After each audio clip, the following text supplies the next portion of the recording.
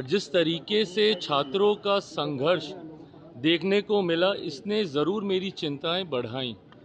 और आज जब मैं यहाँ पर आया हूँ, इस सोच के साथ आया हूँ कि उनके विषयों को लेकर एक लंबा समय हो गया है, 2 हफ्ते से ज़्यादा हो गए हैं, ये लोग वहाँ पे संघर्ष कर रहे हैं।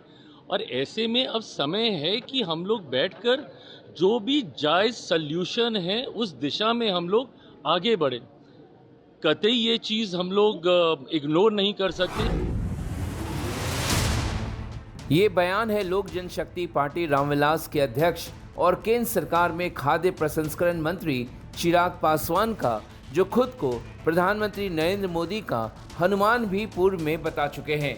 चिराग पासवान कह रहे हैं कि उनके मंत्रालय के 2 दिनों के कार्यक्रम के दूसरे दिन जैसे ही उन्होंने बिहार की राजधानी पटना में छात्रों के प्रदर्शन का वीडियो देखा, अपने मंत्रालय के कार्यक्रम को बीच में ही छोड़कर उन्हें पटना आना पड़ा। जरा सुनिए चिराग पासवान के इस दर्दे बयां को। जो तस्वीरें संघर्ष की देखने को मिली मेरे राज्य बिहार से, मेरे मंत्रालय का कार्यक्रम था।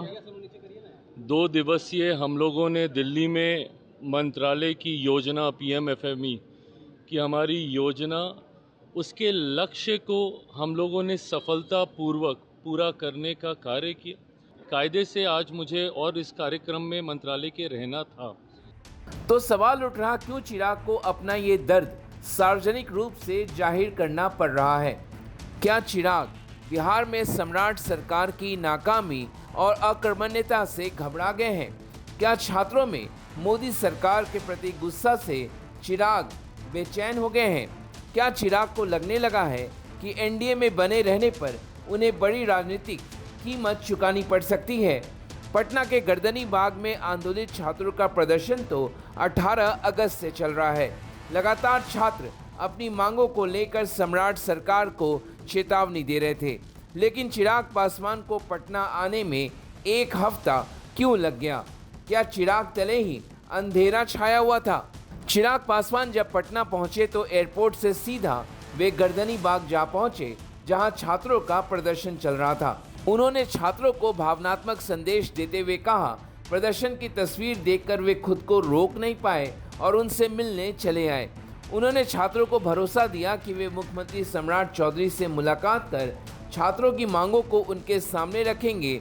कुछ छात्रों ने रोते रोते चिराग को अपनी आप बीती भी सुनाई। 18 दिन उनको भी डिटेन करके रखा हुआ है, 6 दिन से खाना नहीं खाया। तो ये नहीं, 7:30 का ही समय है। हम तो जाते जाते हम गाड़ी मोड़े हैं आप लोगों से मिलने के लिए। हम जा रहे हैं, बात कर रहे हैं, वहाँ पे करके जानकारी साझा कर रहे हैं।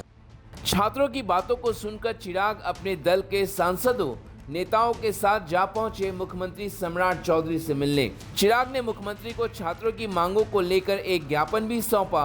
इस मुलाकात की तस्वीर सम्राट चौधरी ने खुद साझा की।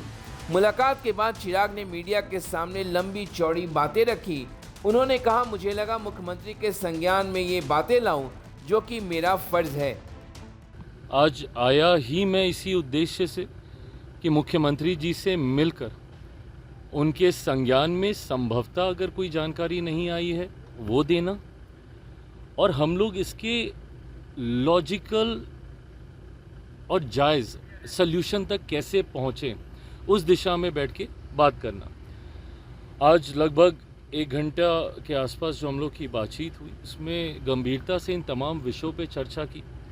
मैं जब मुख्यमंत्री जी से मिलने निकल रहा था, मुझे इस बात का एहसास हुआ कि मैं जिनकी बात रखने जा रहा हूँ उनसे संवाद कर कर जाना ज़रूरी है। आते वक्त मैं गर्दनी बाग गया जहाँ पे सब मौजूद थे, उनकी बातों को सुना, उनके मेमोरेंडम को 15 सूत्री जो उन्होंने अपनी विषयों को रखा है उनको समझा, और मुख्यमंत्री जी के साथ बैठकर एक एक विषय पर, एक एक बिंदु पर कहाँ पे हम लोग क्या कर सकते हैं, हम लोगों ने चर्चा की। पर बड़ा सवाल उठता है कि आखिरकार क्यों चिराग पासवान को अपने मंत्रालय के कार्यक्रम को बीच में छोड़कर पटना आना पड़ा, और क्यों चिराग को बार बार मीडिया और छात्रों के सामने ये बात बतानी पड़ रही है। क्या चिराग डर गए हैं? क्या दिल्ली के जंतर मंतर से लेकर पटना के गर्दनी बाग में छात्रों के प्रदर्शन ने मोदी के हनुमान को डरा दिया है?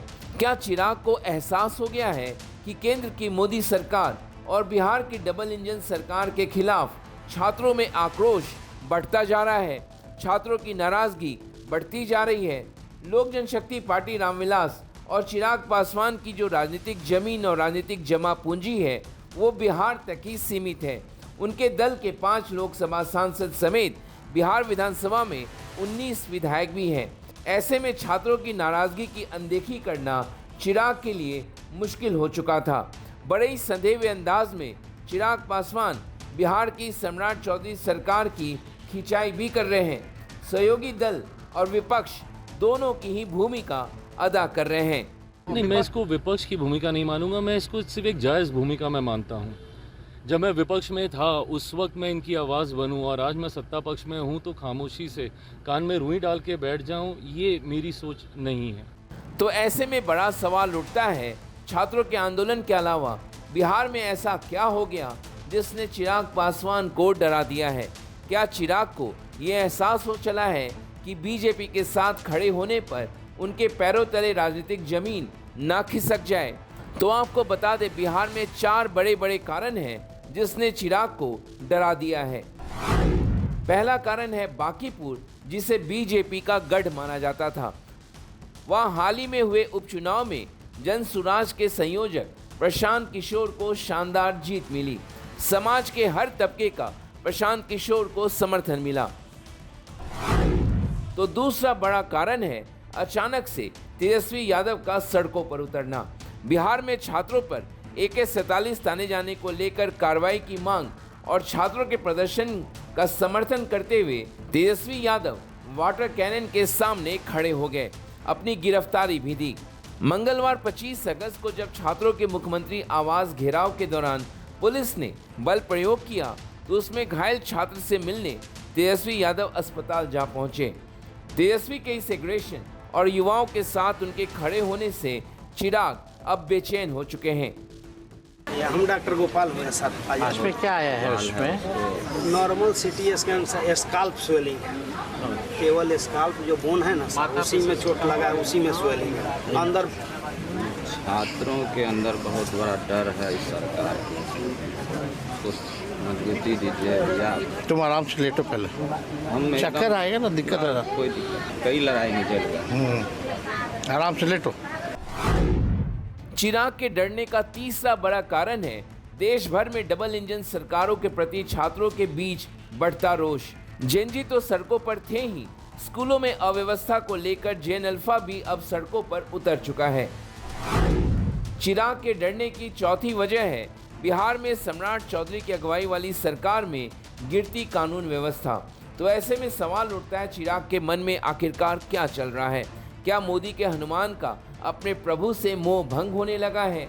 क्या चिराग ने आने वाले समय की राजनीति के हिसाब से अभी से अपने मोहरे बैठाने शुरू कर दिए हैं? फिलहाल चिराग हनुमान भी बने रहना चाहते हैं और छात्रों के साथ भी दिखना चाहते हैं। चिराग को एहसास है कि आज छात्रों जेनजी और जेन अल्फा के साथ वे खड़े नजर नहीं आए तो इसकी उन्हें बड़ी राजनीतिक कीमत चुकानी पड़ सकती है।